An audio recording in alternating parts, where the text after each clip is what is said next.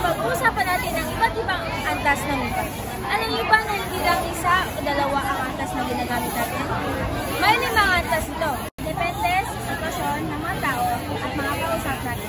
Kaya, simulan na natin. Una sa listahan, ang balbal o slap. Ito yung madalas nating naririnig sa kalye o sa tropa. Paborito ito ng mga kabataan dahil madali at mabilis at astig gamitin. At magbibigay naman ako ng halimbawa tulad ng pre, tara, sibog na. At ang sibog naman ay kain. Kaya naman tol, ang astig mo. At ang astig naman ay cool. Next, ang kolokyal. Ito yung mga salitang ginagamit natin sa pang-araw-araw na usapan.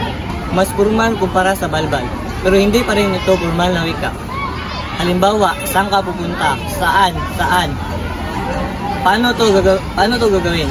Paano? Ito naman ay ang lalawiganin o provincial language. Ito yung mga salitang ginagamit sa mga probinsya o rehiyon. Iba-iba ang mga salita, depende sa lugar. Example, sa Ilocano, ading, sa Dino, di papanam. Sa Dino, saan? Sa Cebuano, asa ka madto? Asa o saan?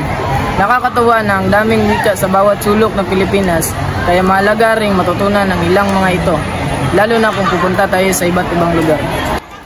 Pang-apat na pambansa o national language. Ito yung ginagamit sa mga opisyal na usapan, sa eskwelahan at sa pamahalaan. Ang Pilipino ang pangunahing ng wika ng Pilipinas.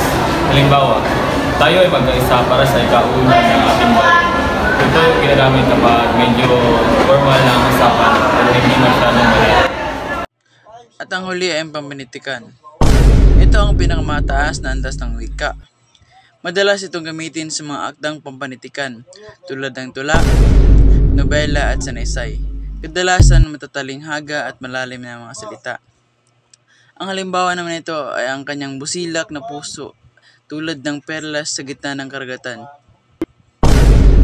Ako si Danjo Luis de Villaga at kita-kits tayo sa susunod na vlog.